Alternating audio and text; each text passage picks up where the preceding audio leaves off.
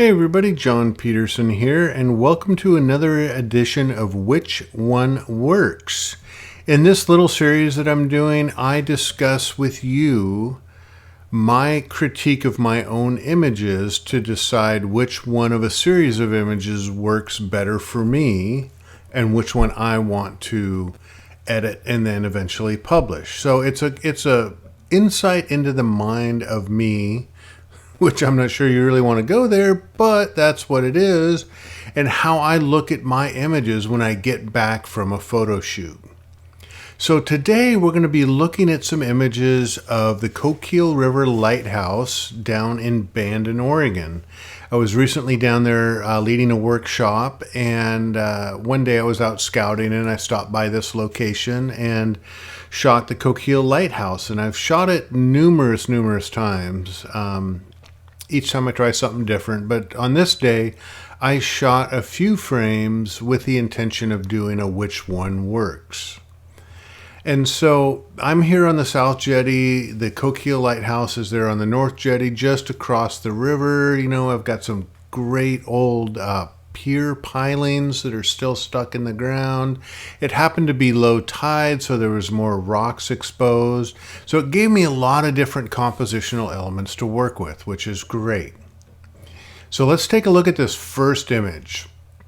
And, you know, my first reaction to this when I saw it was I didn't like it. I had shot this a little bit wider to try to include some of the seaweed and rocks that are exposed at the bottom of the frame to give it a little bit more context of the scene.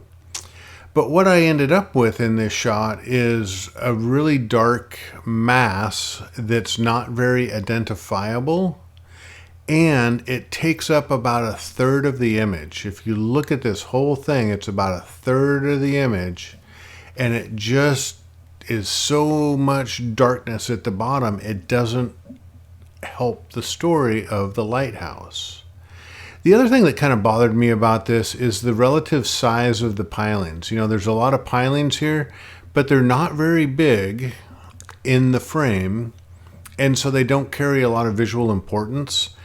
And because there's so many of them and they're not very important, it sort of comes off as noise to me, in a way, visual noise. And so I didn't really like them when I pulled back and kind of shot a little bit wide angle. I shot this at 50 millimeters. I had my 50 to 140 on, knowing that I would want to zoom in a little bit later on in this series. So let's jump ahead to the next image then.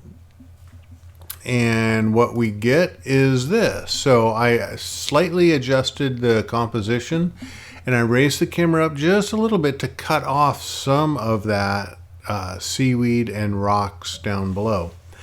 You know, again, trying to keep some of the context of I'm in a coastal environment, there's seaweed, there's rocks, it's low tide, but still end up with a dark mass down at the bottom. And the lighthouse itself, you know, is what's the story? I keep asking a lot of my students that question. What's the story here? Is it the rocks, the pilings, or the lighthouse, or the sky? It's kind of hard to tell because all of them are of equal visual weight and visual importance in the scene. So I'm not 100% sure what the subject is. You know, it's a pretty picture, but it doesn't do a lot for me artistically. So this whole thing of trying to include the seaweed at the bottom just didn't work for me. Well, one more try, maybe a different orientation. So I went into portrait mode. I've got more sky visible, which is great. You know, I've got this blue above the cloud band, which is wonderful. But the lighthouse seems even smaller. The pilings are just as messy. There's a whole lot of that black seaweed rock down at the bottom. Changing orientation didn't work for me either. So, fail. Well, let's try to zoom in a little bit and see what happens. Let's see if we can simplify the scene, which is a lot of what I do. A lot of what I preach is trying to simplify and distill your composition to the basic elements. Notice that the lighthouse is much larger in the frame than it was in the previous shot. So it's getting pretty obvious what the subject is. It's the lighthouse. I still included some pilings here, which is great to give some of that visual context. I've still got some of the seaweed rock down at the bottom. It doesn't bother me as much in this shot as it did in the previous shots. Maybe because the lighthouse is a bit larger and it draws your attention a whole lot closer than anything else does. I'm still not a fan of it, but it is not as problematic as it was in the previous shots. Kind of the thing that bothers me in this shot is this boulder here in the middle and the boulder right behind it. These are both very big rocks. And, at first glance, you might think that they would be sort of a leading line to the lighthouse because they're right in line with the lighthouse. But subconsciously, when we see a big boulder or a fence or anything else like that, we see them as obstructions, and we find it harder mentally to get past them out to the subject. So I try not to block my subject with anything that could be a barrier to entry visually by the viewer. So, these things kind of kill this shot for me. The rest of the shot I could probably accept, but these things kind of kill it for me. So I'm going to pass on this shot and go take a look at the next one. All right, well, the lighthouse is even bigger, so it's very obvious what the subject is.